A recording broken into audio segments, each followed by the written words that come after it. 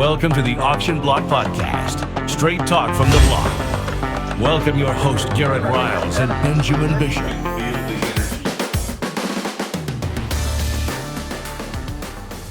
Good morning. It is Benjamin Bishop here with the Auction Block, and we've got some special guests today. Garrett, why don't you go ahead and introduce our special guest we got with us this morning? Man, it's good to be back. I got my dad, Gary Riles, here. He's the guy, the man we're talking to. When we tell you all about the free FaceTime inspections, this is who you're talking to. And then when he gets really busy, we've got my brother, Grant Riles. He also does some of the FaceTime inspections and does a lot around the yard. And we're glad to have him on the show today. This is going to be pretty interesting. Yeah, these two guys here, they know what they're talking about. They are they're not the beginners. They have been in the industry for many years, as we mentioned before in the podcast, and so we're going to kind of sit back and let them take over the show and let them. We're going to pick their brains and get some interesting stories, some interesting facts about their aspect and that kind of stuff on auction and on the equipment. And so, Garrett, why don't you just dive right in and let's see what we can get out of these two today. We talk to y'all a lot every week about taking advantage of those free FaceTime inspections and how important they are for each auction. That way you know what you're buying, what you're getting. You don't have to specifically be here and come look at it. I know a lot of folks are from all over the country, and they can't just come look at that one tractor. So we encourage the free FaceTime inspections, and when we give you the number 662-544-0222, that's who's going to answer the phone, my dad, and he's going to tell y'all kind of what he looks at on a tractor and let you know he'll show you what you want to see, and he'll kind of tell you what he specifically looks for on each piece of equipment. Well, mainly just first thing I want to look at is how many engine hours is on it, and if it, and then once you see that, you kind of know where to start. If you got a high-hour tractor, you're just going to look at, and it's going to have some problems. I mean, like all of them. Start looking at front-end bushings, hitch arms, cab, interior. Mostly, I just glance over it like I was interested in buying it, and then just kind of give you what I see, and you can kind of just let me know what you want to look at, and we just kind of work together on me and the caller. Yeah, it's kind of what we do. That's something to take advantage of. A lot of people don't offer that opportunity, and we do, and we encourage you to take advantage of that, because that could mean a lot. We don't want you to get something that you weren't expecting, and we can't go over every specific thing or check everything, so we want you to ask questions so we know what you want to see and let you kind of take the call and show us and we'll show you what you want to see. And kind of the reason we started this was back when we try to buy tractors, we were reluctant to buy off-site because we wanted to see the equipment. Yeah. And we couldn't. Yeah, you can't tell everything about a piece of equipment just from some pictures, because you can make some. I mean, pictures don't do a piece of equipment justice. You can stand back 15, 20 feet and take some pictures, and you can't see every little detail. But when you've got somebody with the experience Mr. Gary's got, Mr. Gary, how many years have you been around tractors and been fooling with tractors and working on tractors? How many years have you been? Oh, I've been around them all my life, 50 years, but I've been working on equipment since I was 17, and this will be going into my 41st year. Yeah, so Mr. Gary's pretty much seen every ins and out of a majority of pieces of equipment. So when you FaceTime him, he can, like he said, he's going to look at the hours, and then from the hours, he's kind of going to know what problems that piece of equipment should have with that many hours. I mean, it's just equipment's man-made, obviously, and so there's going to be there's just going to be wear and tear just from the amount of hours that the equipment's been ran, and he's going to know where to kind of point you and show you what things are probably going to be a problem or what things are probably going to need to be replaced, and it's a benefit to have somebody like him on the yard and on staff that can answer those FaceTime questions and help our buyers know what they're getting. Yep. Yeah, and we also, if you're close by within any reasonable driving time, we'd rather you come look at it yourself, and I could be here to go over it with you that way. But if you're 2 or 3 hours away, Don't mind at all talking with you on the phone. Yeah. And a lot of times when he gets swamped in with calls, Grant will take over, and he's more on the construction side of things. He knows a lot more about the tracked, like dozers and track hoes, and he's really, really knowledgeable on a lot of that stuff. Grant, what are you looking at on a dozer whenever you're doing an inspection? No, just look at the most expensive part, the undercarriage, and then, just check out all the drivetrain and engine and check everything out and look at the hours and see if it's got any slack anywhere it normally shouldn't have, and just look through everything. Yeah. Yeah, Grant's our yellow paint man. That's what he specializes in. Yeah, and he's good at it. He might be a little younger, but he is very, very knowledgeable when it comes to the dozers and track hoes and skid steers and things like that. Checking them out, he knows what he's talking about.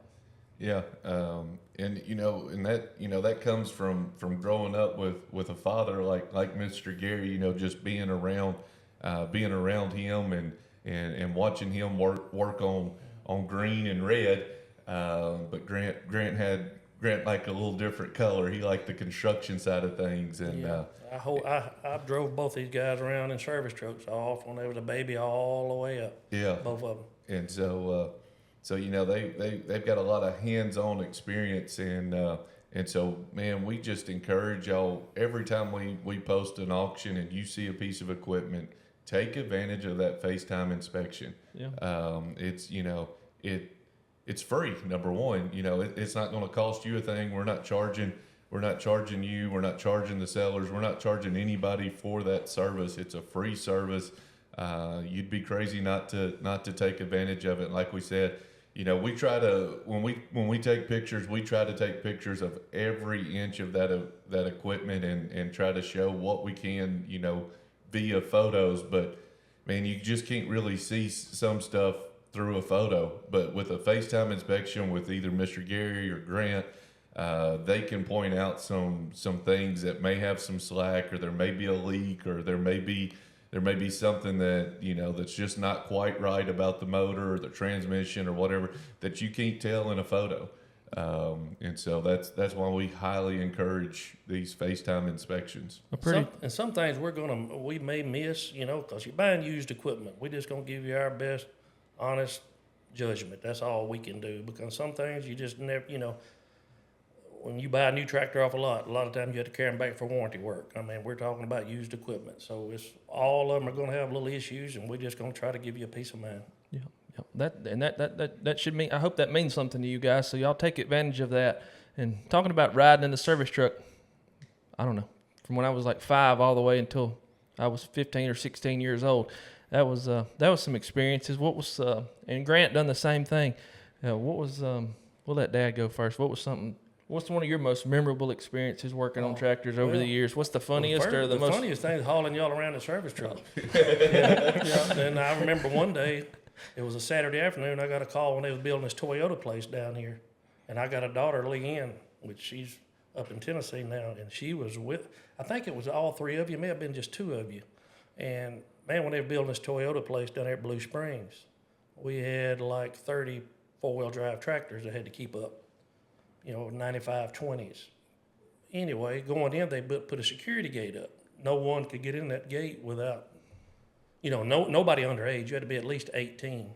And I remember laying them kids on the back seat, covering them up with coats and blankets till I could spare parts, hiding under parts boxes and everything until I could get in there to where the equipment was, because I had no babysitter on Saturday afternoon. My wife was working, so I had to.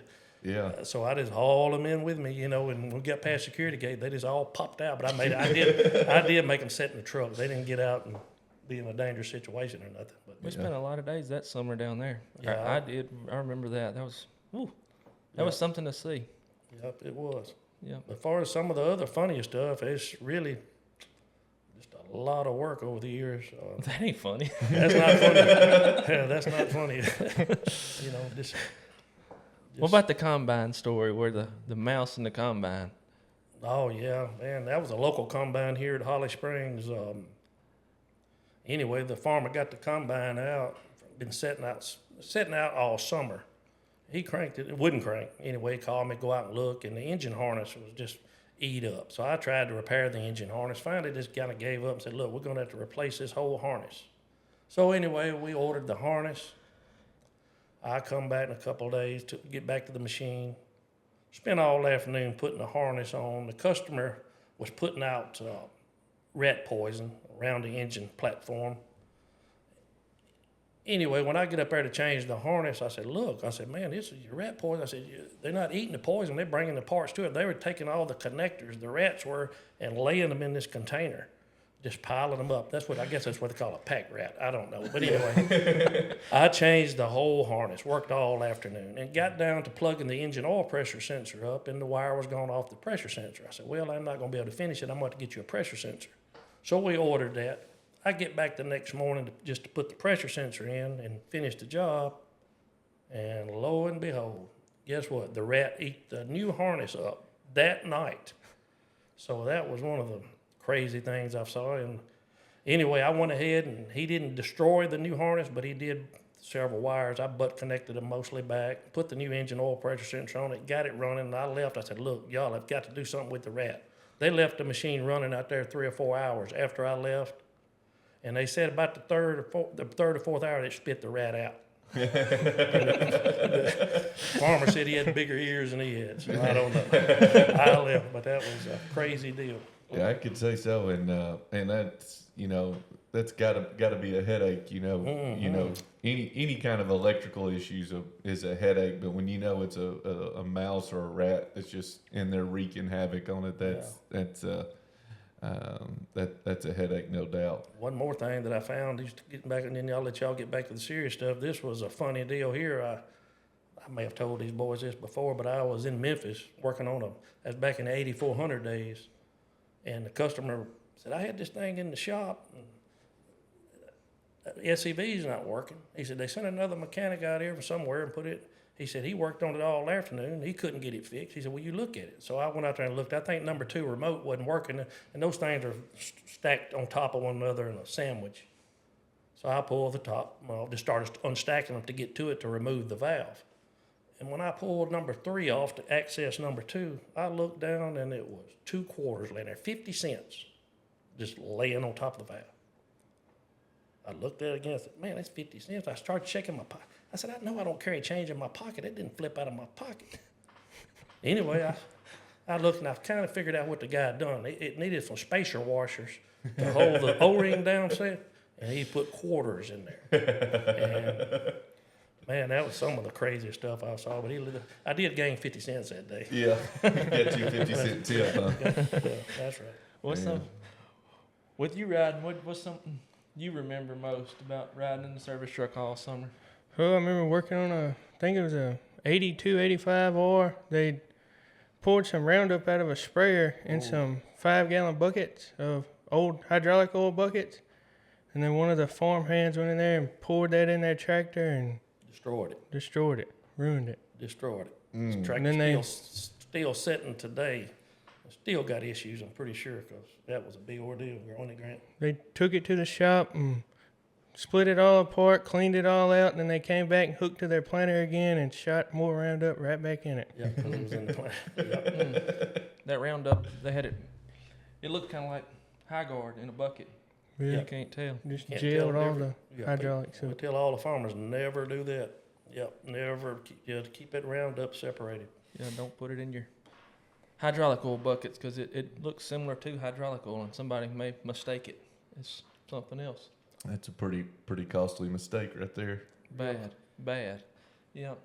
We got another sale coming up November 29th. So y'all take advantage of these free FaceTime inspections like we talked about and make plans to come be here with us in person. If not, check us out on bid.rilesauctions.com. It's going to be a big auction. If you've got anything you want to bring, keep us in mind. Bring it on down and consign. We got a lot of stuff on the yard already, so we're taking consignments, and we'd love to have your business. That's right. The sooner you get the equipment here, the sooner we can get it photographed, sooner people can call about FaceTime inspections, and we can get it advertised. The sooner we get it advertised, the more we can push it, and the more we can push it, the more money it should bring. Because we push it out there, we can find some more buyers that may not be local. They may be across the country, across the world. We've sold stuff all the way across the world. Yeah. So if you've got something, please get it to us as soon as possible. Number one, get it cleaned up if you can. Fresh battery. top off the fluids, get it all serviced up if you can, because that'll go a long way. Yeah. There's nothing more discouraging than a nice pretty tractor sitting out there and have a dead battery. Yeah. That'll turn a buyer off real quick. Yeah. I mean, batteries are a little bit more expensive than they have been in the past, but so is equipment. So put a good battery in it. That way, when we get it here, it'll crank, run, and people can check it out. We're not having to boost it for them, because that's like the first thing you see. It's the first impression. Dead battery, man. Come on. Yeah, and I mean that's one of the easiest fixes right there. Like Garrett said, they are a little more pricey than what they used to be, but it could make you another $5,000, $6,000, $7,000 in the long run. Yeah. So you don't ever know, but it's like he said, first impressions are everything. And if somebody jumps in a tractor and it fires right up, man, that just kind of puts them on the hook a little deeper there. But if they get out there and turn that key over and it's just dead, they're just, I don't want this headache, And if you do bring equipment or come out here and look for Grant or my dad Gary on the yard, they're here most every day throughout the week, especially leading up to auction week. So come out and find them and shake their hand and introduce yourself and meet them, and they would like to meet you, as well as hopefully you'd like to meet them. And they're on the yard every day. And if you got a question on something while you're here, if you are looking in person, like you said, it's not just a free FaceTime inspection. It can be a free in-person inspection. We don't mind if you don't know a whole lot about the equipment or don't know exactly what you're looking at. Find them and talk to them, and they'll walk you through it and point out the good, bad, and the ugly, and be honest. And it's unbiased, because we're working for the seller, but we're also working for our buyers. We don't want you to buy some piece of crap, and we don't really want to be selling you a piece of crap. So we want to be fair and honest about it. But like I said, there's so much stuff on the yard that we can't just go through there and check every single thing. But if there's something interesting to you, find them, and they can do a one-on-one deal with you and make sure it's what you're wanting. And if you're driving down, just let us know ahead of time, because I'm not here on the yard all the time. Grant's here more than I am, Yeah. so we need to call and kind of set up an appointment, especially on the phone. If you call me because I still work every day on equipment, and I'll let you know when I can get back to the yard to call you back. I'll be glad to do that. Especially if it's way early leading up to the sale, like if you next week or the week after, something like that. Especially call and schedule a time if you want to talk to Dad about that piece of equipment. And we've got a sellout coming in too: skid steer, tractors, bush hog, hay balers, hay mower, hay rake.